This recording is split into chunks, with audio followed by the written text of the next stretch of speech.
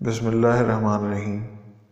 پیش خدمت ہے منتخب الحکایات کی 56ویں حکایت۔ ایک مچھر بیل کے سینگ پر بیٹھ کر کہنے لگا، میاں بیل، اڑتے اڑتے تھوڑی دیر کے لیے تمہارے سینگ پر بیٹھ گیا ہوں، اس لیے کہ یہ سبزہ جس میں تم چر رہے ہو مجھ کو بھلا معلوم ہوا، اور میرے دل نے چاہا کہ اونچی جگہ بیٹھ کر اس کی سیر کروں۔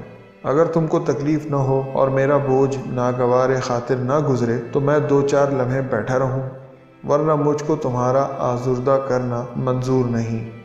فرماؤ تو دوسری جگہ جا بیٹھوں۔ بیل نے کہا، ناحق آپ نے مجھ کو بتایا بھی کہ آپ میرے سینگ پر تشریف رکھتے ہیں۔ جب تک آپ کی مرضی ہو خوشی سے بیٹھے رہیے۔